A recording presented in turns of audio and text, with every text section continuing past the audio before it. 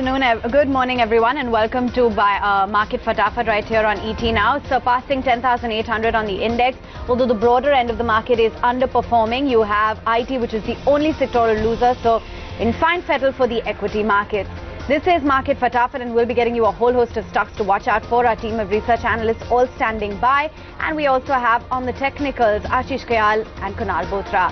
Well, let's get started with stock number one, and no surprises to see Yes Bank is the first newsmaker, Mubina. That it is, and look at the way it's dropped. Now, in fact, it's trading at a 33-month low, precisely speaking at 149 rupees. Yes Bank is essentially the lowest, at the lowest level since Feb 2016. Remember, it was a 10 to 11% knock that we witnessed yesterday. Today, it's another 8% drop that we are seeing in the stock price. Do remember that after falling for the fifth consecutive session, and after Moody's as well did downgrade the bonds of the stock of the company, rather, ICRA and CARE as well have downgraded the bonds, citing corporate governance issues, and that is something that spooked the market. Absolutely, the reaction being felt in the stock, 7.5% down on Yes Bank, and this following yesterday's 11% dropping. Well, let's shift gears and pull up Escorts as well and understand where exactly the stock could be headed from the current levels. Kunal, what's your technical take? So I think the stock is on the verge of a breakout. It's a prolonged, almost a 3-week consolidation, and in that process of, a rally initially and consolidation, it's formed a bullish flag pattern. Now the volumes in the last 2 days are extremely high for the stock, and the stock is very close to breaking this resistance line. So I think trying to couple up both the volume indicators as well as price action, I believe the breakout should happen for Escorts pretty soon. So that's a buy, 725 as an immediate target, and stop loss at 670. All right, good rally till 725. That's the take coming in on the stock. Moving on to stock number 3, and Shankara Buildcon is in focus. Take us through the fund activity, and Karunya, what exactly is the move on the stock today? Well, not only in focus but also on fire today. Mansac Holdings has bought about 2.9 lakh shares of the company, amounting to almost 1.3% stake, and that's the big development that big fund house is lapping up on these shares of the company. It has snapped a 6-day losing streak. Trading volumes are also extremely high, 19x. In fact, as we can see today, and consensus price target also 70% higher than the current market prices, and also an observation that we're making. All right, on fire in trade today, 4.5% there on Shankara. Moving right on, let's pull up Bharat Financial Inclusion as well and run you through the news that's keeping the stock in focus. The company has assigned a pool of receivables of an aggregate value of close to 827 crores. This to one of the largest private sector banks. This is on a direct assignment basis. In fact, this is the third direct assignment transaction in FY19. With this transaction, the company would have completed the direct transactions worth nearly 2,185 crores in FY19, up 2.7%. Let's move right on and bring on board Siddharth to talk a little bit about Bajaj Finserv. Take us through what exactly the trends are indicating, and more importantly, where the stock's headed. Well, we are seeing, some of the stocks doing pretty well, especially financial services, and Bajaj Finserv, after Bajaj Finance, is one of the most sought after financial company, at least in NBFC space. What we are seeing, Awan, is formation of long positions, volumes are high, and stock has decisively moved above its 200 DMA, which is a good news. And we are seeing some formation of long position as well. So momentum should continue. That's what statistics are suggesting. Okay, momentum should continue. 6,009 is where it's currently perched at. Close to the highest one to the trading day. That's Bajaj Finserv. Let's move on then to another heavyweight, and that is HDFC. How's it trending in trade today? Well, holding out just sub the 1960 mark. Ashish, would you bet on a buy call at the current level? Absolutely. We have seen a very strong rally in HDFC after low being formed near 1660, and the stock has continued to inch higher despite of the volatility in the broader market. So I think the overall trend is definitely positive. Hold on to over here, keep a stop loss of 1906, and we can see it crossing about 2000 towards 2052 levels. Okay, keep an eye out. A stellar up move. You can look to buy into the stock. Look for a target at 2052. Meantime, Mubina, let's also chat a little bit about Tata Steel and what have been some of the key takeaways from the management.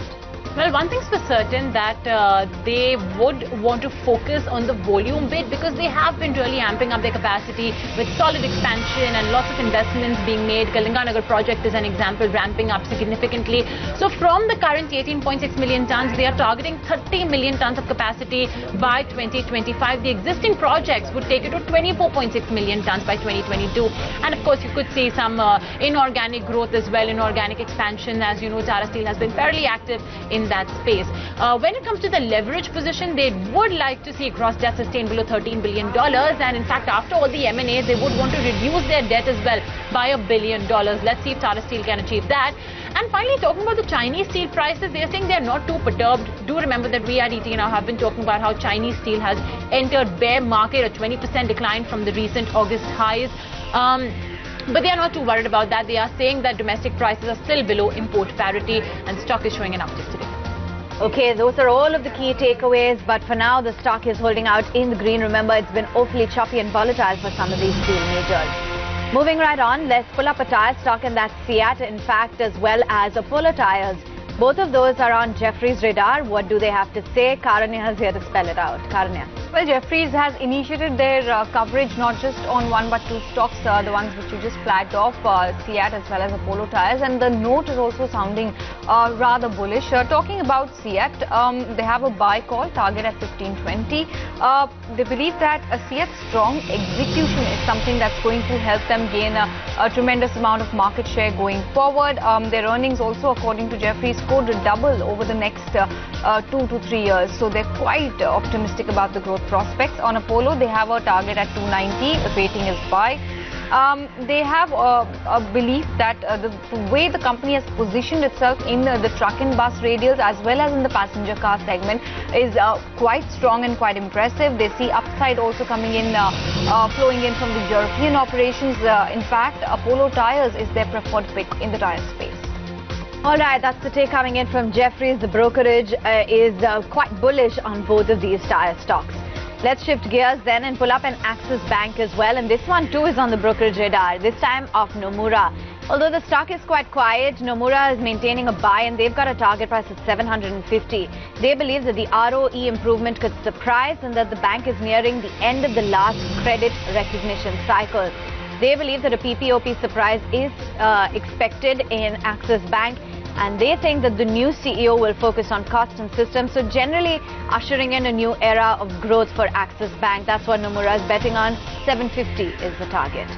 Let's move on then and chat about another bank. And Siddharth, what's going on with Federal Bank? Well, Federal Bank is seeing a massive price volume breakout. We are clearly witnessing that it has moved above its 84 levels, Avan. And that was the resistance which was acting. Look at the volumes, look at the open interest built up, that's quite substantial. So price volume breakout, and now you can't see a meaningful resistance till 90, 92 odd levels. So watch out for this name for further upside. All right, important levels to keep an eye out on. Close to the high point of the trading day, and it's looking quite upbeat in trade right now. Moving right on to stock number 11. Why should you keep an eye out on L&T Finance, Kunal? So, after almost 3 weeks of sideways move, the volume actions actually extremely low. Yesterday and today, you're seeing a strong spurt in volume action, and then you try and follow it up with the price actions. The price has recovered from 130 levels to 143. Now, I believe that these are signs of a new trend in the making, and that 3 week of consolidation, I think, is getting over for L&T Finance. From a positional perspective, I believe the stock should head towards at least a 155, 160 zone. So I think it's a very good buy at current levels, and maybe if the stock provides any dips. Okay, so it's a buy on dips opportunity. That's the take coming in on L&T Finance. Moving right on then, Mubina, let's talk about the big news maker in consumption, GSK Consumer. What's happening on Deal Street with this one? Well, the buzz still continues. Nestle, Unilever, that's a question only GSK Consumer can answer. When is just the question. I mean, the what's are more or less figured out. But in that too, it would be great to get in some details, whether it's the 72% stake that the parent owns in the Indian unit, whether it's just the consumer nutritional business, or within that it's only the Horlicks brand that's up for sale, and who is grabbing it. Those are the key questions that have to be answered, which are expected to be answered in just the next couple of days. The deal announcement is expected anytime soon. We're talking about valuations of 8,000 rupees. So let's see what finally comes out. But ahead of that, the stock price, of course, is gaining significantly. All right, it sure is 3% ahead of that news. We'll have to see what really emerges. Moving right on from FMCG to aviation, Jet Airways is in focus yet again. What's the latest update, Karanya? What are we picking up? Well, the latest update is that we already knew that Jet is in talks with Etihad, and Jet's promoter has been convincing Etihad to up its stake from 24% to 49%. But what we are now picking up, given the fact that it's also come in an Economic Times report today, that an Indian partner may also help Etihad to take control of Jet, because do remember that a foreign player cannot have a management control in an Indian airline, which has spurred the search for an Indian partner. So what we're essentially picking up as a bottom line is that a third Indian entity could also enter the picture in order to take controlling stake along with Etihad in Jet. All right, lots of players in the fray. We'll have to see what happens with this one as well. Lots of question marks. The Jet Airways settled at about 311 ahead of that. Meantime, let's also pull up Mercator. We don't really talk about this one quite often, but it is in the news yesterday post-market hours that it is looking to sell one of its vessels. This is for a sum of close to 28.5 crore rupees. In fact, the company said that this is part of their debt reduction plan, that they are looking to sell this vehicle rather. And in terms of the proceeds for its liabilities, debt obligations, the buyer does not belong to the promoter or the promoter group company. And according to the company, the transaction doesn't fall within the definition of the related party transactions. Stock touched a 52-week high. Now it's settling at, pardon me, the stock is currently quoting at about 14.5, down 3.9%. Before we take a break, let's talk about Reliance Industries. And Siddharth, take us through some of the important levels. What our volumes have like? So volumes are very decent, Awan. Interestingly, 1150 was the resistance which the stock is breaching, adding long positions. Volumes are decent and stock is moving higher. So this resistance, near-term resistance is breached. But important from positional perspective is what has happened to stock, few months back. There was a sharp correction and there was a gap created around 1200 bucks. And the stock is moving towards those levels. So let's see if that gap can be covered in this up move or not. All right, that'll be important to watch out for. 1172 on RIL. Tell you what, let's take a quick break right here on the show. Come right back as we focus in on a whole lot of other stocks. The rupee has continued its appreciation to the USD, 10,828 on the Nifty.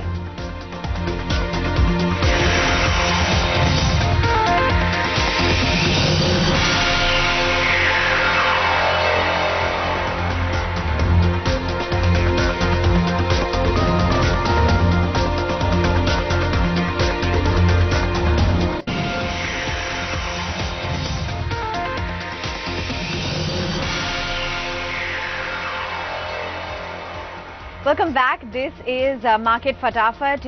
It's a steady market at hand, although the small cap index isn't quite obliging. We're looking at 10,824. The bulls sure have a firm grip. Well, which are the stocks to watch out for? Let's move right on to number 16 and chat about an infrastructure name, IRB Infra. Ashish, why is this a buy call?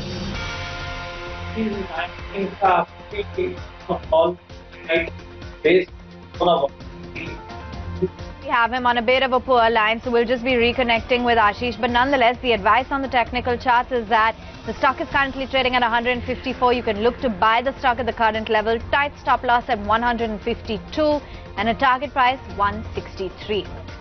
Shifting gears then, it's the OMCs yet again in focus. This time HSBC has come out with a report. Mubina, what are they saying?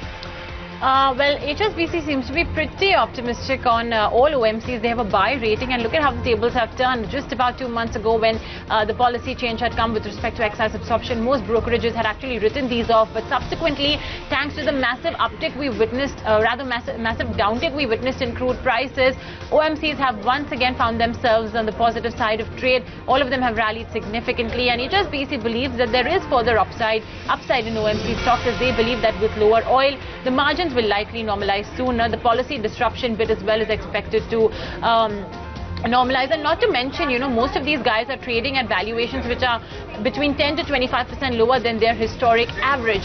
So those are the triggers they are giving that could potentially cause an uptick in OMC. All right, that's the take coming in. Further upside on the cards according to HSBC. Well, let's move right on and talk about a Tata Group stock. This time it's Tata Communications. What exactly are the Economic Times reports saying, Karunya?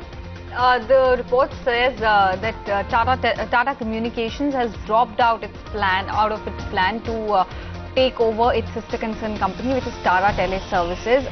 Tata Sons, according to the report, is not keen on the deal as of now. They want to concentrate on strengthening the balance sheet of just Tata Communications at this point of time. Tata Teleservices, do remember, had a debt of nearly 36,000 crore rupees. The company, Tata Communications, was actually looking to rescue it, but as of now, if we were to believe the reports that have come in the Economic Times, the plans have been shelved. All right, that's the take coming in on Tata Communications. Reports are indicating that they have shelved the plan to buy the Tata Tele business. Well, moving right on, it's Indoco Remedies that's gaining quite a bit of traction in trade today. In fact, it's cooled off from the high point of 224 the stock was holding out. This is after the company has started an API manufacturing facility in Patalganj.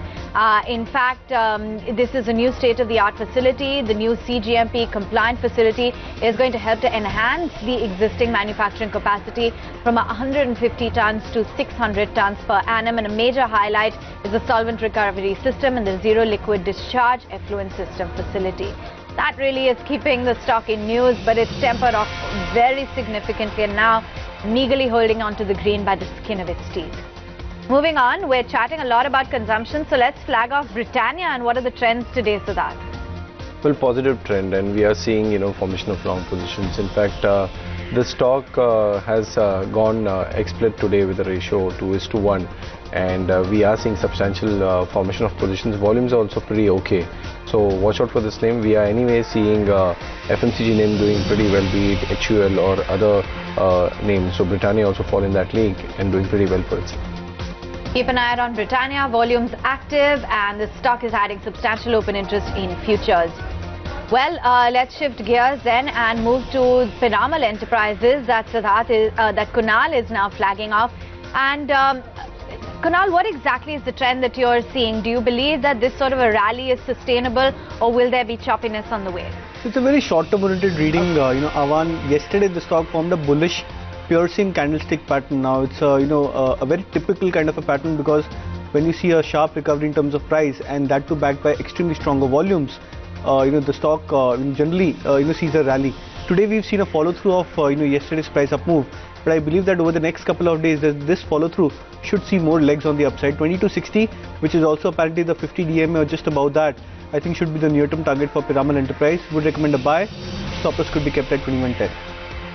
All right, that's the level. It's a short-term up move, but nonetheless a bullish piercing candlestick pattern, says Kunal. Mubina, let's move right on and talk a little bit about Jubilant Life. Why is Macquarie so upbeat?